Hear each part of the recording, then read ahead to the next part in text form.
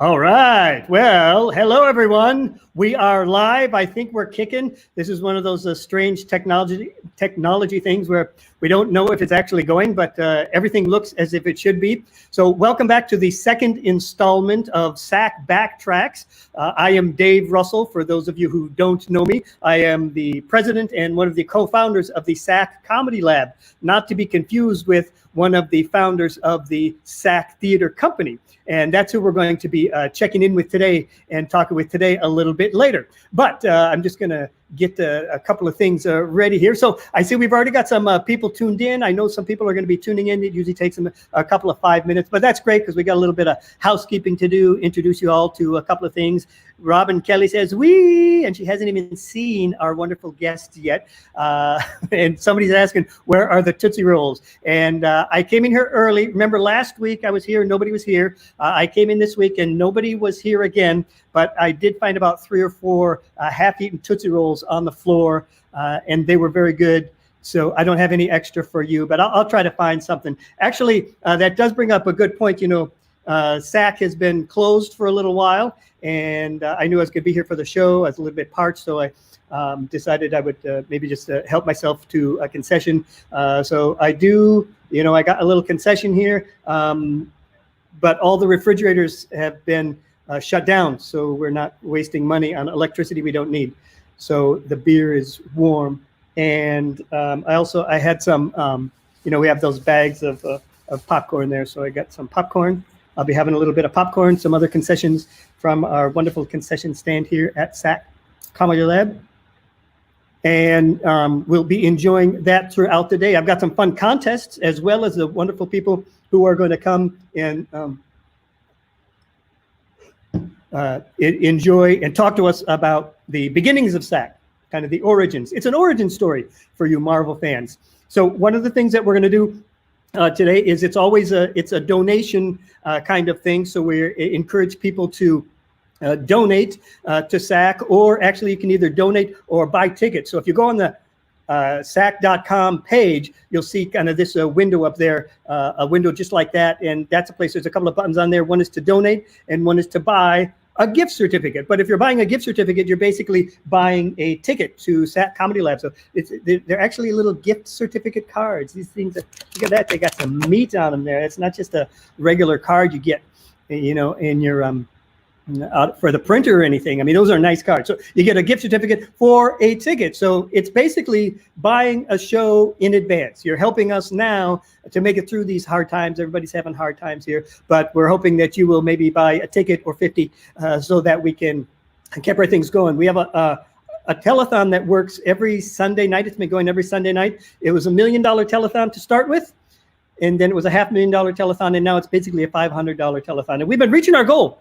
Every week we've been reaching that $500 mark there. So we hope that you will do that. And this is a special treat. Hopefully, I don't know if Chris Dinger is with us. Maybe if Chris Dinger is there, maybe he can chime in and help us out. But if we get a $100 donation, usually if there's like a $100 donation, there's a special prize. Like Chris would give you his headshot as a special prize for that. And Emily will sing a song if you make like a wonderful $50 donation. A lot of people are doing like little rap songs and hip hop and that kind of thing.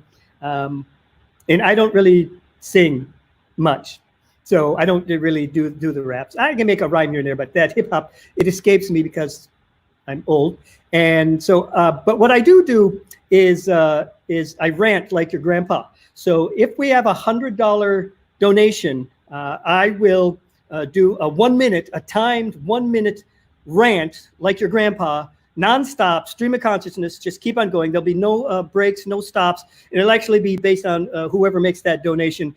You're welcome to, that's right, Old Man Dave rants for 1 minute for your donation. That's right. And you can even give me a starter, like something to start off with to kind of get me rolling on my rant. So that'll be if we get a $100 donation. Now, I don't know if Chris is here, so here's how we got to do this. If you make a $100 donation, you got to help us out and take a screenshot. If it's possible to just take a screenshot so we know you've made your donation, and then you can message me there.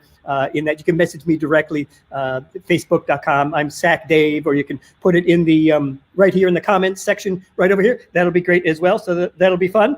And then also there's the sharing thing going on. Now I'm going to defer to Robin because Robin really knows a lot more about this than I do. But I want you to share this so that other people can see that we're doing this, and hopefully they will chime in. Now, I'm really low on the Facebook algorithm totem pole. I don't know why, probably because I don't really know how to use it very well. So that's why I've been trying to share this, but I don't think the reach is getting where we want it to be.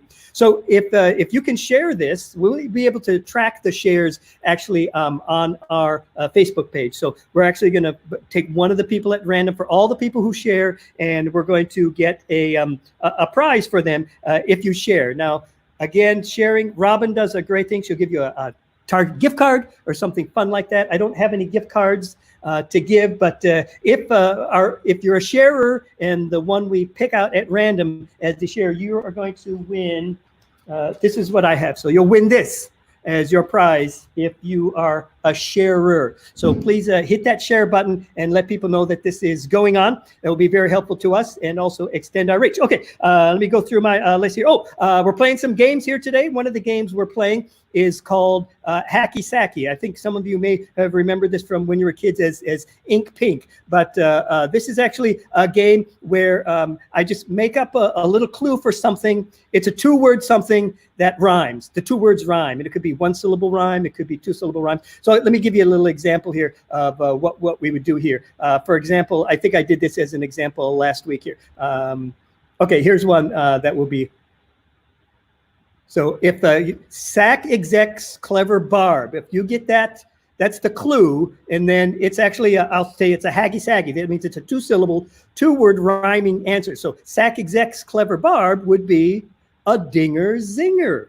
A dinger zinger. So that's right. So if you get that correct, then you'll get a prize. I have lots of things as prizes. I actually have for you a free concession card. If you're the winner of that, you get a free beverage at SAK. So hopefully you'll buy your free ticket to the future, and then I'll give you one of these so that you can get a free beverage while we're here. Now, I know some of you playing are actually SAK people. You might not care who gives about that free beverage, but I do have some of these parking vouchers for the. So if you're a SAK person, you actually can get a parking voucher from us as well for your prize in that. If you're an out-of-towner, I will. I'll send you. I'll just like a random concession from our concession stand. I'll get your address and we'll actually send it to you in the mail. So that's enough for everybody. Also want to mention about the. We have some upcoming, oh dear, that went way too big. I lost myself there. So we have some upcoming, gotta find my way here. Oh no, I got so big, I gotta get small again. Here we go, I'm getting small again. Getting small again.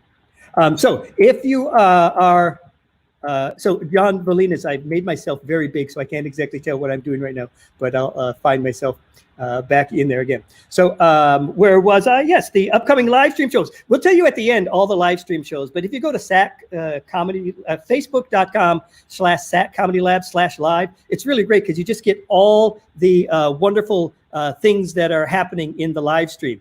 Let me see if I can once again get this to move somewhere else. And there we are. Oh, I had to move it to another place there. Oh my goodness. I'm still giant on my own screen here. So, all right. So I'm going to take a second here and see if I can find this. This is going to, I hope I'm not giant for all of you. I'm going to ask John Bolinas if I'm giant for everybody else, but. You look fine to us, Dave. Good, good. Thank you. Let me see if I can. Hey, John, come in and tell them about some of the things that are going on in the week while I'm trying to fix this, okay? All right, we do have some cool stuff happening this week. Every Monday, right before this show at 7 o'clock, we've got check-ins with Emily. Tomorrow night, we have Martes con Jose, which tomorrow, he usually does a check-in, but tomorrow night is going to be with the entire Offsides Improv Company, an improv company that was kind of born out of all of their meeting at SAK, and they're still going. On Wednesdays, we have weekly check-ins with Brett Walden. Some nice improv education with Brett. I'm going to get rid of Dave here for a minute. And then we have Happy Hour with Rob Ward at 7 p.m. That's on Thursdays. We have an awesome show, Amanda Emily, very popular SAK show. Emily is our artistic director, and she'll be with Amanda, who's awesome. Friday, 7 p.m. Sip and Sack with Rob and Kelly. We're going to see if she's going to shave her head or not. If we raise enough money. She mentioned it. I don't think I'm supposed to talk about it because she doesn't want the pressure. But anyway, and on Sundays, we have the SAK Telethon with Chris Zinger. It's a show where everything goes wrong and we just revel in it. And I stay mostly off camera laughing at Emily and Chris Zinger. So for all of that stuff, just go to facebook.com/SAK Comedy Lab /live. How you doing, Dave? Are you back yet? Did you mute yourself? What is happening now, Dave? There we go. I'm back. Can you hear me now? Yes. Wonderful. Thank you, John, for covering. Ladies and gentlemen, this is John Valinas. I was trying to get rid of myself. But let me tell you, I got to tout your praise, sing your praises for a moment. So John Valinas is here helping out in the back, and he helped cover that technical glitch there. But like I do like this once a week show, and Chris Zinger and Emily, they do the once a week thing. Everybody's doing like a once a week kind of thing. And any one of them that uses StreamYard like this really requires the help of a master technician. And John is that person. So John is actually here most every night that we're doing the SAK Live. So give him, if you can give him a little love in the comment section there. No. give John Balinas a little, give him the clapping hands or something like that. And all right. So I'm going to talk now just about the Dave, let me interrupt you because I showed all of you guys in the room, but look at this 1988 SAK Comedy Lab shirt that I found that I'm wearing in honor of what we're doing tonight. So, all right, going away. All right. Thank you, John. So once again, we're talking about the history of SAK here, and I just want to bring this up again so that you guys can see it again. But look at this. This is the timeline of SAK Theater Company. I mean, this is a rich 43-year history so far and still going. Bring that a little bigger so you can kind of see the timeline and all that's happened over the years. 1977, 1982, all the way into the Comedy Lab years, which happened about 15 years into it. Well, today, friends, we are really going to be focusing in on the early years, the origin years, and the festival years. This is going to be from like 1977 to 1982, just touching on the time that SAK started performing at Walt Disney World and Epcot Center. So we have all 5 of the original SAK Theater Company members are here, and in order to bring them in, so John, go ahead and bring them in if you can. I'm not sure exactly how you're going to do that, but you, very good. Very good. Wonderful. All right, I'm going to bring something in here to share now because I want to show a little picture here. So this is this group. This is this fun little group here in 1977. You can see them on the left. And so we've got in order, I hope everybody sees the same appearance on the top end there. That's McNair Wilson, Craig McNair Wilson. Hello, Craig. Under Craig, we've got Katie Blackburn. There, she's very good. Social distancing, even on the internet. So we have under Katie, it's Burnell Hansen, one of the original performers. Hey, Hi, everybody. So fun to see you. Under her, we have Terry Olson. Hello, Terry. Hey. And some of you may know both Terry and this next voice. So his name is Herbie Hansen. Say hi, Herb. Hi, Herb. So you guys, now we actually, you guys were the founding, the folks who were the founding members of the SAK Comedy Lab in 1977. And that was, I guess it's already been about 40 years ago for that 43 years. But on the 40th anniversary of SAK Theater Company, which was just a few years ago, which was in 2017, we actually got the original cast here back together down in or up in Minnesota. We actually, everybody convened back up in Minnesota to kind of go back and redo the shows up there. So I think I got a shot of that. So let me show you this group in, so this is the group in 2017. That was just a couple of years ago. So I'm actually going to bring both of these pictures up together so that you can see these. So this is what the group looked like then and now. As you can see, Terry's got those wonderful bulging eyes for over the span of 40 years. And Craig, in 1977, you had some sort of growth out of your head there. But I still have that hat.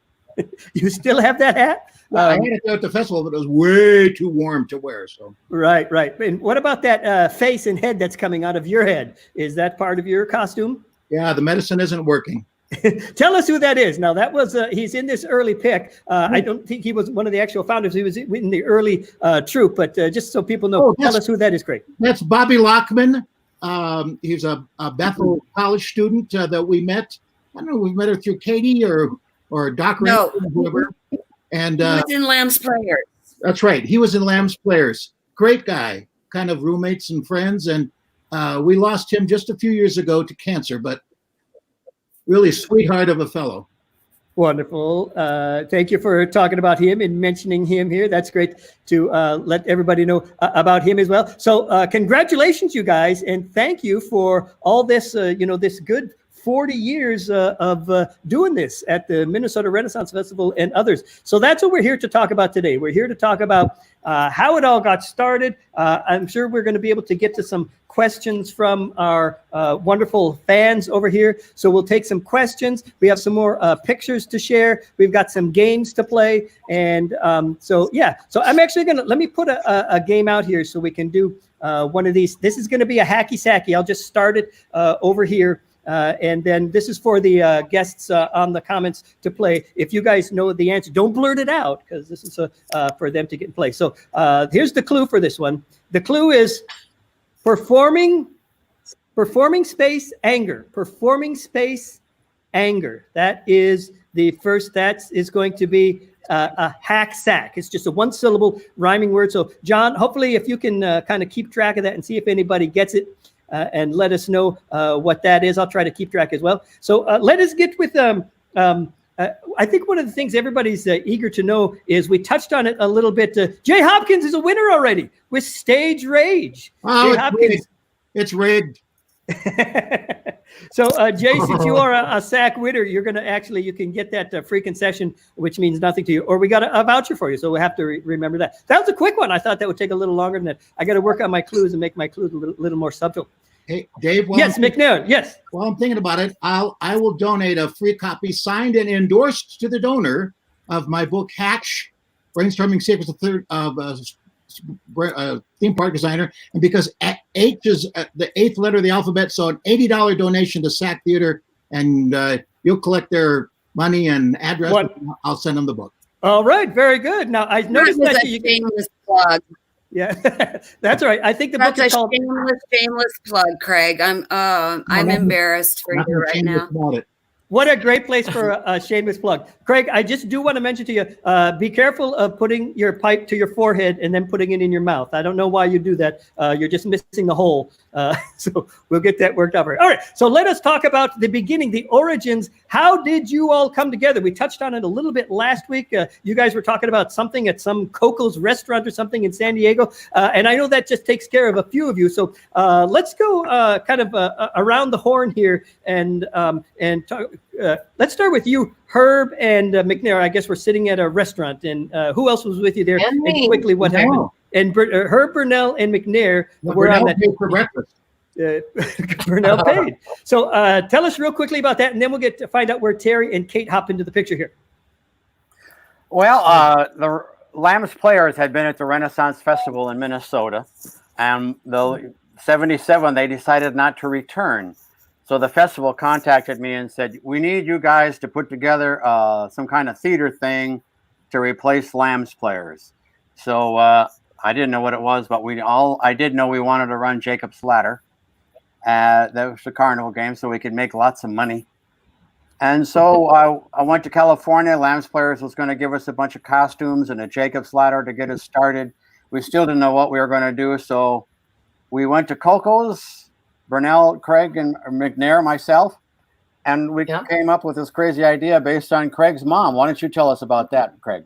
Craig's mom? My mom was me. My mom was me drama teacher in junior high, and you'd come into class, and she'd have big brown grocery bags on the stage, and you'd grab one, not knowing what was there, and out of it pull a set of costume and props. So there might be a top hat, and a cane, and some white gloves, or a lady's hat with a netting on the front or something. And then out of another hat, we'd pull a situation. And out of another hat, we would pull a place. So it might be a fancy party somewhere, or it might be a movie premiere, and we would just improvise based on those costume pieces. Was your mom Viola Spolin? That sounds like a lot of the so No, but everything Viola Spolin knows, my mom taught her. But that is great. So I'm so glad my mom never joined SAK, because she'd have your job today, Dave. Except that would be weird because she's dead. But it's just and so I don't know, Herb or Burnell. Somebody said, "What do we call it? Bag theater?" And I said, "No, just SAK theater." So Burnell, because she has a degree in elementary ed, and I also have a 6th grade diploma. She started writing on the back of the placemat SACK, and I said, that looks dumb. So we did SAC, that looked like Strategic Air Command, but SAK looked kind of weird with that K on the end doing its thing. And it was, I don't think it was a half hour from beginning to end when Herbie said, Minnesota wants us. I mean, there's no question we wanted to do it. And the idea was we would just have a sack of old costume pieces. When you're a Renaissance festival performer, you never get a whole new costume. You get a piece, you get a new doublet, you get a new shirt, whatever. So it evolves. So we said, we'll take those pieces. And because it took off so quickly, it evolved into just doing rags and suggestions of costumes and the imagination of the people we pulled out of the audience. All right. Go ahead. We would not use the stage. Hey, Timmy, we wouldn't use the stage. We would just be in the open air. The Renaissance Festival is all loud.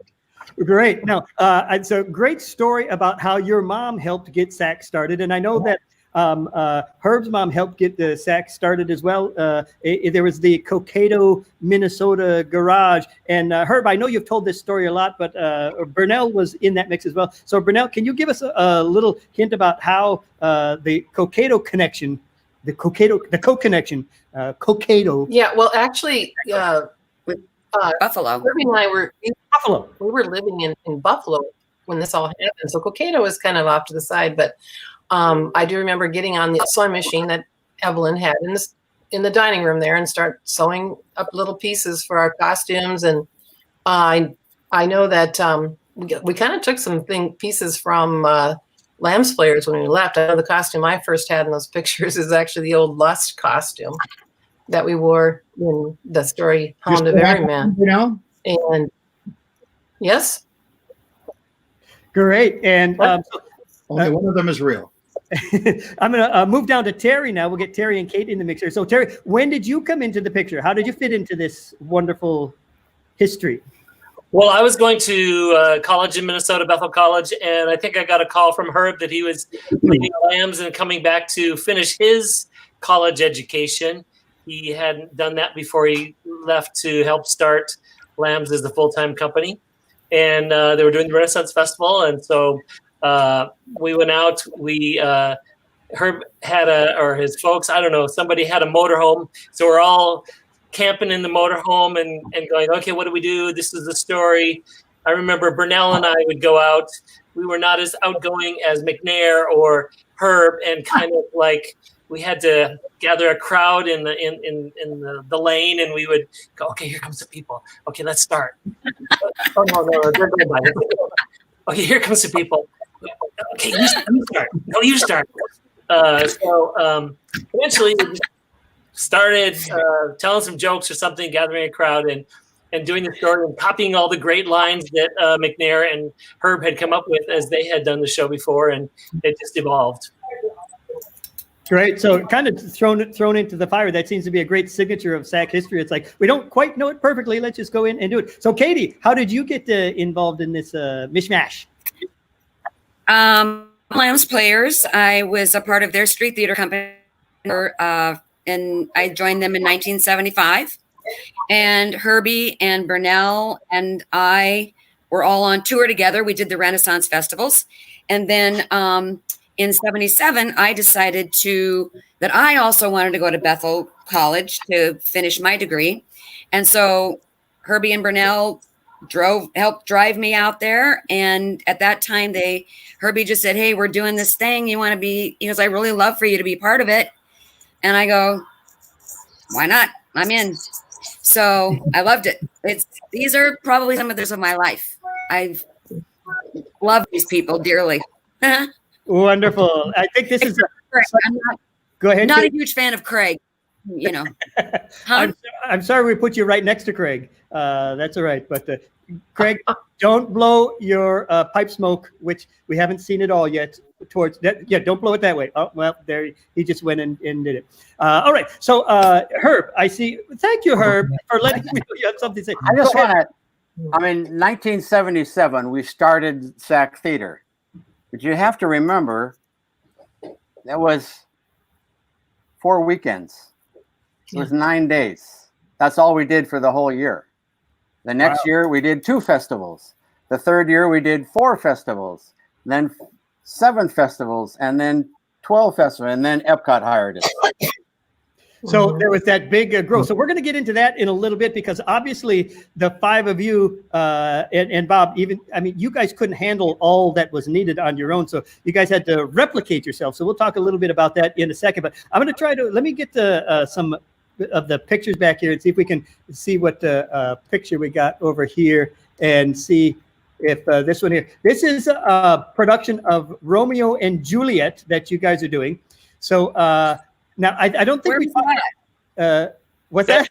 Colorado. This good. Okay. Good job for knowing where that is. So I want you to tell a little bit about I'm not sure, I guess whoever wants to tell about this. Usually Romeo and Juliet is regular 15-year-olds, but obviously we don't see 15-year-olds up there. They're much older. They look like senior citizens. How did that come to be where senior citizens were generally picked for the audience members in the shows? We learned really early on that senior citizens have a lot less to lose socially. They're not worried about looking like an idiot, because we all look like idiots at this age. So they Look were, at us now. they were a lot freer. So we started picking senior citizens for Romeo and Juliet, and people really enjoyed that, especially their families. Is it fair to say that if SAK was starting right now, any or all of us could be picked as Romeo and or Juliet? I think so. Yeah. Yeah, you know, the first scripts were just that we didn't have Romeo and Juliet, I don't think, until the second year, really. Gorbachev, the initial. So speaking of Dave, just real quickly, parenthetically, yeah. While we were firmly ensconced at Epcot, you know, and at Epcot, we were just hired to do 3 months. I'm not trying to get ahead of the game, but eventually we're doing a lot more. Italy, the United Kingdom, 3 shows and 45 shows a day. But I sat down one day and just thinking, because somebody had asked about that in an interview, senior citizens. At that time, we had 17 SAK Theater scripts that could be used at festivals, wherever. 15 of them began with selecting a male senior citizen. Male first, because if you picked an old lady, people go, oh, they're going to make fun of her. So by picking a man, he was always, you know, yeah.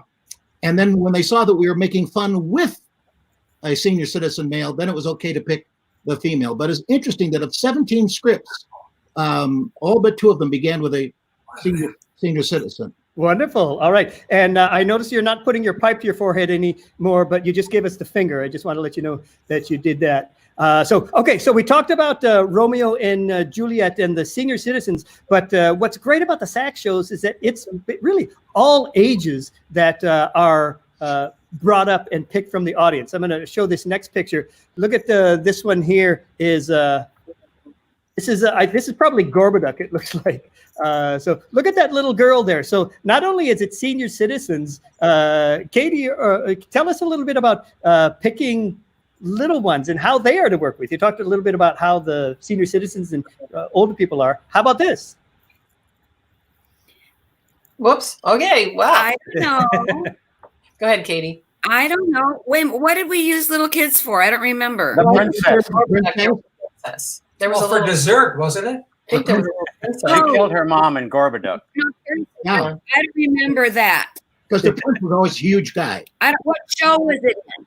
It was King Gorbachev, I think, was that one. But that's the one I remember, where there would be both a little girl and she would kill the big guy and other people. So oh yeah. And oh yes, and they beat him senselessly. And yes, okay, because it was great to see like a really big guy getting beat up by a little kid, and then they go, and then everybody dies at the end. They were going to kill the girl, and it was like, oh, now no. I'm sorry. Yes, I got it. I think it was just. Go ahead, Brunel. Huh? I think that mostly people wanted to to get their hands on that kabonger. Yeah. You know, every show had the kabonger was in there. That was the weapon that we used to kill everybody. It was just a piece of nylon stuffed with, you know, stuffing, and it didn't hurt anybody, but that kabonger got more laughs than anything, really. And There were some great laughs and jokes with the limp kabonger there. I'm going to forward now to this picture because I don't know if this was the bear show, but the Big Bear Show. How did that come about?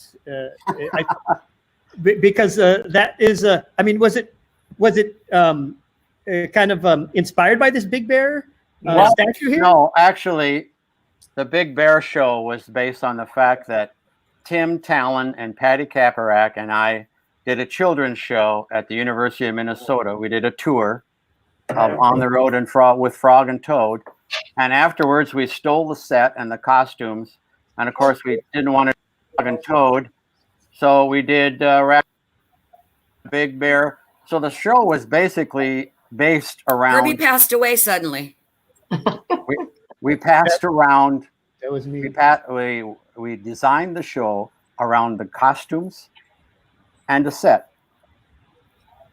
What So can we do with this stuff? It's a classic example of taking what you got and working with what you got and making something happen with it. So that's great. Okay, let me ask, when you said festival was just like 9 weeks, and then you'd be done for the year until next year, but also it's just weekends. And so I'm curious from each of you, a lot of festival people, some of them have real jobs. Some of them actually do that for their living and they're kind of off during the week. But a lot of people have real jobs during the week. What, if any, real jobs did you guys have during the week of your festival? Let's start with Terry. Well, I was teaching college for the first couple of years, but then Burnell had a teaching job, and so I quit and moved into her and Burnell's house, and she supported us for a few years as we traveled around the country. I kind of remember that, but yeah, I would be teaching all week long, and then on the weekends, you know, do this and then come back to teaching first graders again all week long. And then I think Herbie and I still had the restaurant at that time too. We were running a restaurant besides. Yeah, for the first 3 years, in fact, the books were run through our restaurant. The books were run through the restaurant? Yeah. The money was laundered through the restaurant. Let's just put it that way. Wow. That's why my money was so sticky. So let's talk about the big thing. Let's talk about the money a little bit now. Usually, and not at first, but I know that festivals came to be where the acts were contracted, so you could get a sum of money, but it wasn't really enough to pay your living wage. It was a good supplement. But the way that acts really made money at the festival was what they call passing the hat. Now, I think it's possible that some folks who are in our midst here watching, and some of the current SAK folks might not, it's just like Craig was doing. What is passing the hat and how does that work? It's great. Oh, There's nothing like after a show, seeing how people respond, because if they like it, they'll put money in. If they didn't like it, they won't. So I love passing the hat. what's the famous line at the end, you guys? Take your Right. spare, I'm trying to remember. What did you say? take your spare change and wrap it in a $5 bill. Yeah. No, it was like If you I like don't the know. show, please give what you can. If you didn't like the show, please give what Please you give can. what you can. Yeah, There's a number of them. exactly. I think I have a But shot of, let me see if I can get it here, but I have a. So that, Dave, that show, that picture, right? Yeah, that's good. Oh gosh, that's So this is what it's like after a festival day. And because you guys are running your shows and most people are putting in $1 or something. And then of course you're running the rope ladder, which is, they're usually paying in $1s or $5 or something like that. So this is what that it's was like. a money maker. the money. So that's great, Terry. Thanks for. I have a story about hat passing, Dave. Yeah, go ahead, Herb. It was a few years later, and we came upon the idea. I think it started in Michigan, the Renaissance Festival in Michigan. We get a lot of coins in the hat, and that's okay. But we had the idea, if we give the cast that we pull up in the audience, every time they do something, we pull out a $1 bill, snap it, and hand it to them and make a great deal out of it, that psychologically we might convince the audience to give us dollars. And it worked. Yeah, that's great. It changed our hats completely. I think the first time we did that, we only got like 3 coins in the hat. The rest were dollar bills and 5s.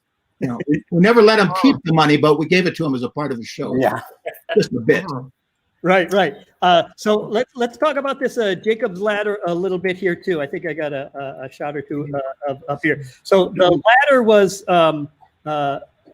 if people don't know, this is I hope you can get the look there. It's tethered just by one point at the top and the bottom, and it's got several rungs, and so it swivels. It's actually on one of those swivel. I guess it's called a swivel. I don't know what it's called. Herb, you're the hardware guy.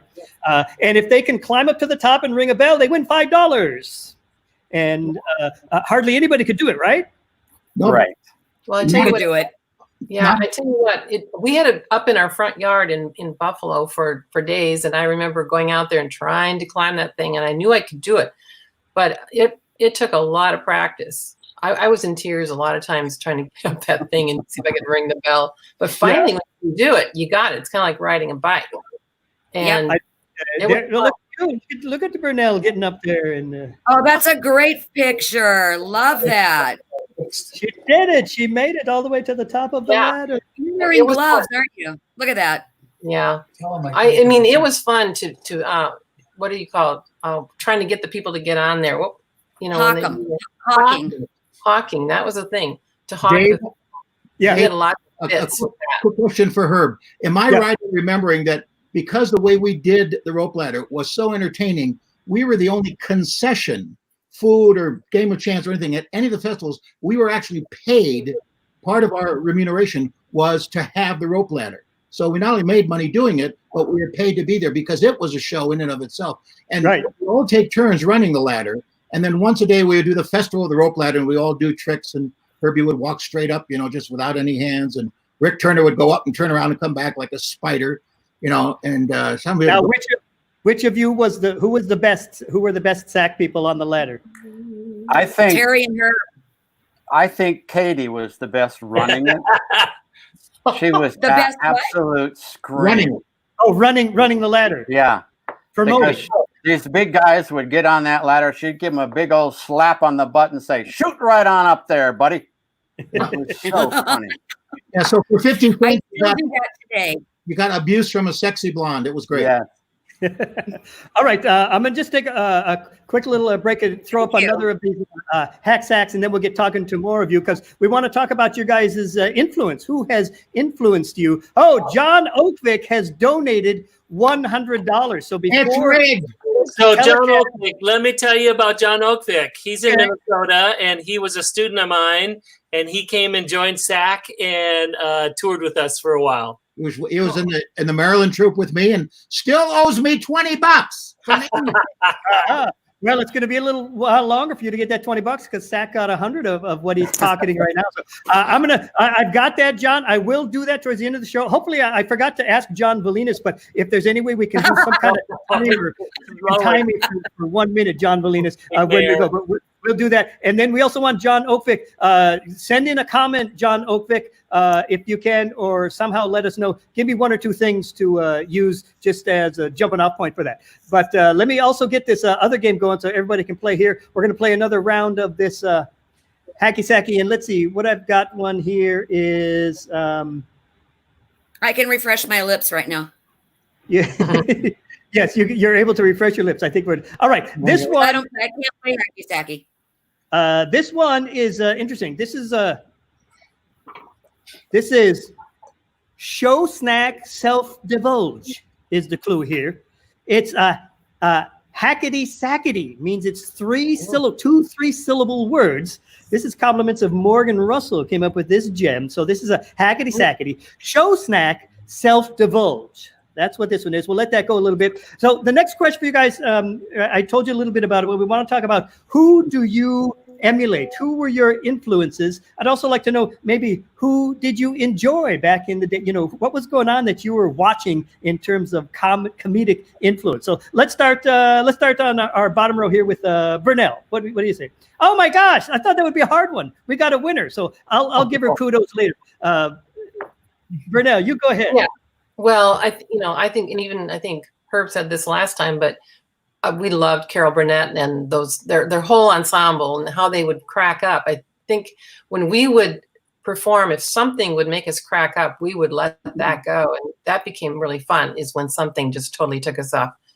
And also, we had the script, but that was so loosey goosey. I mean, we were looking for something to happen with the rest of the people, so that we could play off of something that the audience was doing. I remember, after we started doing this a lot, I would go in just myself, go into the grocery store and start playing off of something that the cashier would say, because you just get sort of, it's part of you. Yeah. After a while. Now, I think it's great you mentioned that Carol Burnett angle. And I mean, even to this day, 43 years later, people still talk about that the impact of that Harvey Korman, Tim Conway kind of dynamic of trying to hold it in. And it's timeless and it's magical, a great signature of SAK throughout the year. So who else? Who wants to take a turn now? Craig, what are your comedic influences? Well, in terms of SAK, I go all the way back pre-Monty Python, which I came to late. Some guys out of England, the Goon shows. Peter Sellers was a part of that. Harry Seacombe, Spike Mulligan. Look them up on YouTube, the Goon shows. And the thing I liked about them is they were just fearless with their wackiness. And one of the hardest things to do when we audition new SAK players, and they weren't necessarily actors, a lot of them were, but to let yourself be goofy. And I remember, Steve Hosley was very good at that. A gorgeous human being, but he could just be exceptionally goofy. Or Cindy Hasty Wade Wilson, whatever her name is this week. And Cindy, gorgeous person. Brunel too, very attractive people. Katie, but on stage they allow themselves to be absolutely goofy in their appearance, in their attitude, and that was probably the biggest learning curve for a lot of new SAK people. Was just let yourself go, and that's why I like the Goon shows, because they were just, well, you'll see. Look them up on YouTube. Yeah. Let's go to Terry. So I have to say that some influences from Penn and Teller. Penn and Teller were doing Renaissance Festival shows at the same time we were, and the way they handled a crowd abusively was something. Abuse is the best. Nothing has changed. That we picked up on, I think, and did that with a loving way of accepting the audience just as they are and making them the star of the show. But later on, we actually managed some special events at theme parks, Six Flag theme parks with Penn and Teller. I was the manager. So we spent some time with them there too.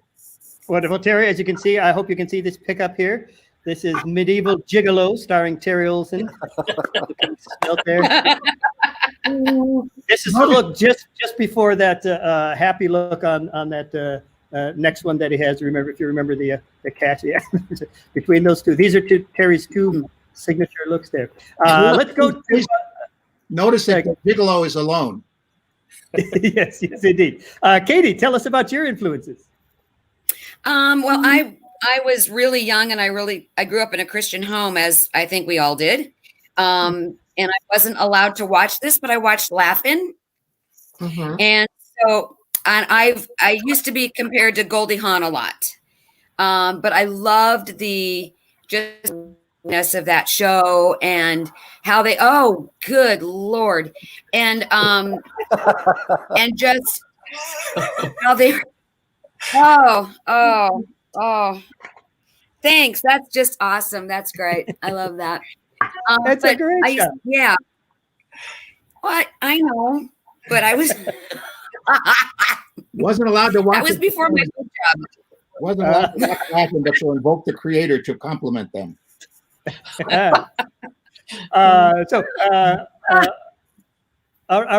you have a little more, Katie, or is that the gist on you? And I just, you know what? I've just been fortunate to be around people who have allowed me to be me.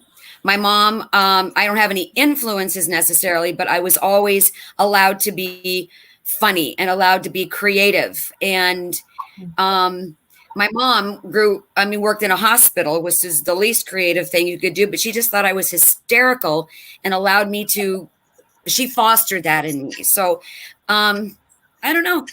That's just me, I guess. I don't know. Sorry. Wonderful. Let me tell you a story about Kate. All right. We would just go up to people. She would walk up to someone at the festival, put out her hand and say, "Pay me." And they would. Wait, what? They would give her money? Yeah. Because she said, Yeah. pay me? Yeah. Yeah. She was that Pay me. easy all the time. All right, we're going to jump over to Herb here. What about your comedic influences or your influences just festival-wise? Well, I already mentioned Penn. I mean, Penn and Teller were separate acts when they first started. Oh, really? Yeah. Teller had a show on one stage, and Penn was doing street juggling. He wasn't even a musician at the time. But yeah, they were fun to watch. And also, Avner the Eccentric was a great influence watching his shows. The way he could handle an audience with no sound whatsoever. He became a good friend and still are good close friends. And I gotta say, Tim and Patty, when they started the second year, they added a whole lot. Tim got a master's in creative dramatics, which is teaching kids, having kids act out stories out of literature. And they would go to downtown St. Paul and inner city kids. These are the tough kids. And they would hold those kids in the palm of their hand. And they controlled them, and the kids would laugh, and they'd have fun. I'm going, oh, man, I got to have these guys in SAK. So that was their audition. I mean, they were amazing. Yeah. We're going to get into talking about all of the people who have been in SAK. And one of the amazing things is even during the festival years, the number of people that were doing SAK in different troops around. But there's so many people, and I wish we could get everybody a spot to feature on this show or one of these episodes to come in and tell us about, your experience and how it grew to you, your SAK history. And we can't really do that, but here's the second best thing. This is inspired by our good friend and SAK alumnus, Diana Brune. So what we've done is I want to hear your story. If you have a SAK history, anybody who's been with SAK, either in the original times or in the festival years, in the Disney years, or even in any of these Comedy Lab years, we want to encourage you to tell your story. We're going to try to bring this all together, chronicle your information, compile it all together, and then hopefully somehow we can blurt it out. So I'm going to just pull this up here so you guys can see this. If you go to, there's the SAK Theater Family Tree is a little survey thing you can set. I set this up on Google Docs. So how you get to it, it's very easy. You can just go to sak.com/family tree. And John Valinas, if you don't even mind, just put sak.com/family tree, no spaces, in the comments there. And then anybody, before the night is over, you can go back and click that, or you can easily remember that. But that way we can get people to tell us their story. So it asks, obviously your name and your name when you were with SAK. Some people have gotten married, so it's like, we want to remember you by the name we knew you as. Put your maiden name in there if it was different when you were with SAK. But tell us about your years with SAK, what brought you to SAK, what drew you to SAK, and if you have any great stories about SAK. So that's a great tool for us to really compile a lot of wonderful information. We'll remind you about that at the end. So yes, Mr. Henson. Well, it might be really interesting to get all our kids on. Wow. To see what it was like growing up with all this madness. I see Heidi's on right here. So that would be awesome. I'd be interested in that. What's Heidi's last name, Herb? So John David. can find Heidi David. Yeah. So John Valinas, if you see a Heidi David's comment there, oh, look at that. Heidi David says, Dad, you inspire me. That's great, Herb. I know I talked to Heidi today, and she said, Mom, you're going to tell that story about, nursing the kids, aren't you? Because I remember just being filthy dirty. I had Brianna, she was nursing, and Heidi was there. She was next to me. We were in the parking lot, and she says, Mom, I got to poop. I said, just go right there. I mean, you just couldn't do anything more. That's the way it was. She said, really? Right there? Yep, that's what we're going to do. So my goodness. It was just like, what would you say? Raw life. Just do it. Burnell's nursing show was always a popular. So I found this picture in the archives, and so Burnell, this either looks like you're hardly noticeably pregnant, or we shouldn't talk about it. But you are pregnant at this time, right? Yeah, I think I'm about Yeah. 4 months pregnant About there. 4 months pregnant. So during the festivals, while you're running the rope ladder, you're pregnant. And then now when your children were born, your children have experiences with you at these festival sites. Is that right? How is that? How is that being a mom, having the mothering experience? Steve Merritt says, a poop story. Awesome. Well, this is SAK Comedy Lab live stream. So I don't think we can get by one of these without a poop story or two. So what's it like to be parenting? Herb, you can jump in on this, but it's really about motherhood. So I hope you don't. But Brunel, tell us what's it like rearing children in the wild? I don't, it really is kind of like a blur. I don't hardly remember how that worked out. Seriously, I think we were just trying to cope. Maybe Herbie can talk more about that. Well, You made your way. Really? Brunel and I had, I just got some Kleenex. Thank you. My production assistant. Brunel and I were fortunate enough to go to the Honolulu for a Renaissance Festival. Mm-hmm. Commuted to Honolulu for 2 weekends. Poor things. We brought Heidi with us. Heidi was our only child at the time. And we had babysitters. There were 3 girls that were babysitters. And Heidi was very young. And Heidi would be great on the last leg back to Florida from Honolulu. We got upgraded to first class. We laid Heidi down on the floor, and she slept the entire way. Oh. And the stewardess forgot we had a baby with us. And it had nothing to do with the cough syrup we may or may not have given her. I seem to remember a story about dipping her pacifier in some cognac or something. I don't remember that. That's how to keep those kids trained. There you go. All right. I'm going to switch it up on the games now. Just take a little break while we get to our next question for you guys. But this is going to be trivia. This is like 70s trivia. This is trivia that happened during the time that SAK had formed in the 1970s, 77. So this is a trivia question. It's got 3 parts of the answer that you have to get it. So I'm trying to make this a little more difficult, hopefully. Although everybody's sitting at their computers. So this is going to be a quick Google search for someone. See, who of you has the quickest hands to Google this? An NBC show ran from 1971 to 1977. It was called the NBC Mystery Movie, but there were different original programs as part of the NBC Mystery Movie. So name the 3 original programs recurring on the NBC Mystery Movie. And while you guys are working on that, let's come back to you guys. We talked a little bit about the festival experience. People, I'm sure, want to know, what are some crazy things that you have seen at the festival? Does anybody have any stories that's like, I can't believe I saw that? So we'll start with Herb, and anybody else have one, let me know. Well, this is actually a touching story, and I'll probably cry when I do it.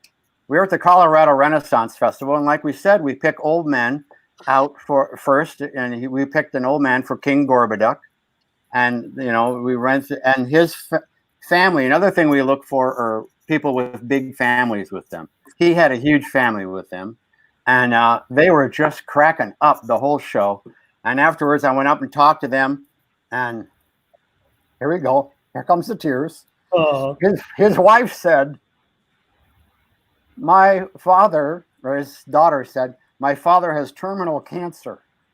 He doesn't have long to live. His family hasn't laughed very much. Oh. I have another story that's also touching. Oh, goodness. I don't think Herb has enough Kleenex here. She'll bring it if I need it. Go ahead, Terry. At the Kansas Renaissance Festival, I remember a Romeo and Juliet show. It was a big one. And afterwards, some people came up to me and said, that guy that you had as Romeo is the principal in our school. And no one in town likes him. But we saw a different side to him here. And we appreciate him much more. So this little family from a little town off in Kansas had an experience that was going to change the way they viewed their principal. Nice. Very good. Katie, did you have a thought? Did I see your hand go? I was really funny. Yeah. And Craig, how about you? What? 2 quickies. Influences, the Flying Karamazov brothers. And at one of the Maryland, I sort of was the the referee for the troop in Maryland every year, and the Karamazovs were always there. One year they were there because they were at a local theater doing their show, but they came to see the show. And I just happened to be standing in the back watching one of our shows. So I can tell this because I wasn't in it. And afterwards, the guys came over. Here goes the tears again. And they said, you know, it doesn't get any better than SAK Theater. And I told the whole troupe after that, because they were excellent. But in terms of at a festival in Maryland, we got a wide variety of people, but because we're on the edge of DC, kind of a lot of smart people. And some guy comes up to me one year, kind of salt of the earth, big guy, t-shirt and slacks, and with his family, had about 4 or 5 kids and his wife. He said, you know, last year I was Romeo in your show. And this last year they were doing Romeo and Juliet at University of Maryland. I took the family. And they said, Dad, Shakespeare. He said, so I told them the story on the way to the play. Well, the story is like 4 lines of Shakespeare. And they loved seeing the whole story. And he says, that's because of you guys. And we keep looking for more Shakespeare to go to. And I thought, gosh, if that's, if we can do that to a couple more families, and I'm sure it repeated itself again and again. People are more likely to complain about what they didn't like than to compliment what they did. But it was just a salt of the earth guy in Maryland who took his whole family to see a full-fledged, and Romeo and Juliet, what's 2.5 hours if they, if they do some of it. Yeah, SAK, I mentioned that last week when Herbert talked about it, that the consolidation of SAK, Romeo and Juliet they just cut it down to the kissing and the killing, and those are the high points, the hot points. That keeps the audience moving for 30 minutes, and the rest is what you see on college campuses and at Shakespeare festivals. Herb, did you have something else? I've got a winner here, but then I'll get to you here. Rick Kunst is we're going to have to give it to him, even though it's not Columbia. It's Columbus. Columbo. Peter Columbo was the one. Oh, and, I couldn't think of Macmillan and Wife. Macmillan and Wife and McLeod. Macmillan and Wife and McLeod. I think we'll give it to Rick Kunst because even though he said Macmillan and Wide. And wasn't Macmillan was a comedy because it was about the chief of police played by what's his name? James Garner. No, that was Rock Hudson. Rock Hudson and Susan St. James. His wife in the show was female. I'm just saying. Yes, Susan St. James. That's right. So I think Rick gets the win for that because we know what you meant is probably just a keypad error. And so a lot of people had Columbia. Peter Falk as Columbia. All right. And very good. So I think Rick got the win on that. So there's one. There's a Columbia. So Rick Kunst, I'm going to be sending you some wonderful Reese's. Not these ones that I'm touching here. These came out of our concession area that hasn't been open for 4 weeks, and so these are a little bit mushy. Herb, did you have some? If somebody says, Craig Wilson, tell the story about the guy in New Jersey saying, I didn't come here to be, oh, yes, there's an expletive delete in there. So while I'm thinking if that's yeah, he said, I didn't come here to be effed with guys like you. And I said, really, where do you usually go for that? So there's another line that gets used again and again. So Herb, what are you trying to say there? You got some good. We're just doing Romeo and Juliet one time. It's just a fun story. I picked up Romeo, older guy, and the crowd just went crazy when I picked him. And the show, we had maybe 50 people when we started. After I picked him, the crowd grew to hundreds of thousands. Okay, just thousands. I realized. Evangelistically speaking. Yes. I picked the mayor of St. Paul to be Romeo. And wow. I'm from Buffalo. What do I know from St. Paul? So you're from Buffalo? Yeah. Real parents. Thank you. Oh, that's a setup. There you go. All right. So great. Yes. And we're almost out of time, and I do have to get that grandpa rant in. So I am going to go overtime a little bit so we can get these stories in. So I see Craig's got itching to say something, and then Katie as well. So polite, you guys. Thank you for that. Craig, you go. In the 80s, Ronald Reagan was president, and a friend of mine was secretary to Ed Meese, who was Reagan's attorney general. And she called me one day and said, the Meeses are coming down. And the Meeses and another couple would go on these surprise weekends every year. And on this particular, Mrs. Meese and the other fellow husband picked to go to Epcot. Mrs. Meese had been there. And she said, would you spoof the attorney general? And I said, what do you mean by that? She said, use him on one of your shows. I said, can I get a letter of immunity ahead of time? So they came, and it was I said, meet us there, 10 o'clock a.m. And so they were there. And I had met Mr. Meese casually. We weren't buddies or anything. But he's the attorney general. And so we used him for Romeo. He's too young in appearance. He's an older gentleman. And we used him, and he did his thing. And when he died in the streets of Epcot, he laid face down on the cobblestones at Epcot. And I leaned over and I said, "Sir, you've done a lovely job. You must have a show business background." And he looks up at me and says, "Not me, but my boss was in show business." And at that point, a lady in the audience says, "That's the Attorney General." I mean, all through the show, people were going, "Who is that? Who is that?" They recognized him, but out of context. And that was just one of so many serendipitous moments. I remember doing a show, and in the audience was a man with a hat on, little guy, and I went and stood next to him, and he said, "You're not going to pick me?" I said, "No, just came over to say hi." And he said, "Thanks, good job." And afterwards, he came over to say thank you, and it was Dustin Hoffman, and he said, "This is terrific. I could never do this. How do you do this? How do you do this?" Wow, I'm going to bounce over to Katie so she can get hers in so I can do my grandpa rant. Thank you for the time checks. This is just, I'm going to get mushy for a minute, but I just want to say that these people here in this room are probably some of the best people I've ever known in my life. And what we did and what I was able to be a part of is just so special to me. And it's always been in my heart. And you guys are always in my heart. Now I get to cry, but thank you for giving me the opportunity to do what we did. I adore you people. I really, really do. Oh, very nice. So I didn't expect it. We was going to get tears.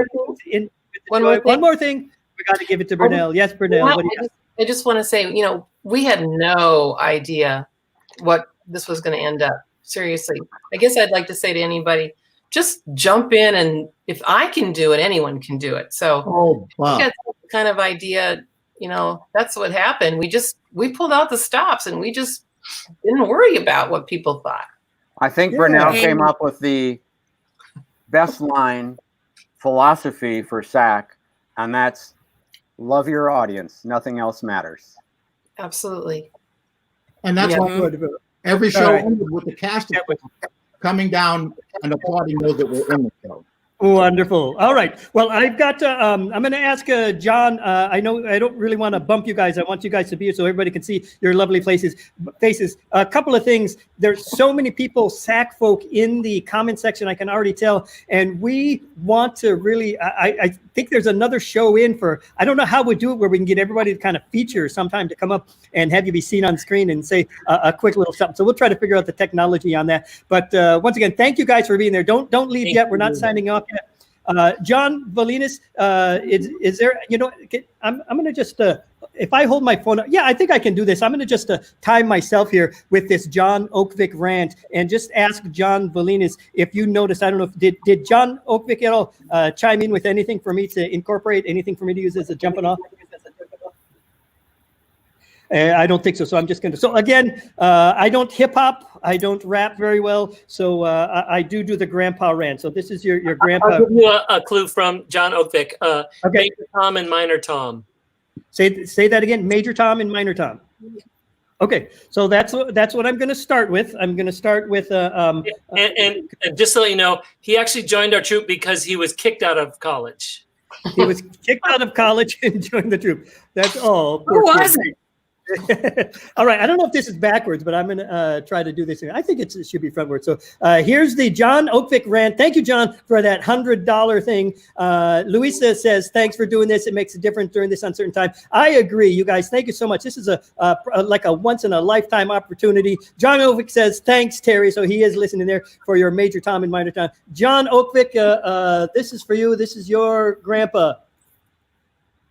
Well, I just know these Major Toms and Minor Toms keep jumping around the fried angled biscuit, fish in a fryer, hoping that someday Greek graffiti will come up and bite them in the bottom of the sea, tuna faring, water Olympic-sized pool wearing, Jesus is in the top, fidelity crumb sack of the boards around the Isle of Man, greasing the wheels of every Tom, Dick, and petty chief officer grandpa making his way towards the Christmas tree, boating French people all in line, honking at each other, asking everybody if they got a 9-iron in their side pocket, which is not what people want to have when their doorstops are all nervous and Rusty on the melon breaking, chimera chemistry, floating beeswax, horning in on the multifaceted pea swings of everyone who knows that the jolly old St. Nicholas ain't one for the fireplace dropping down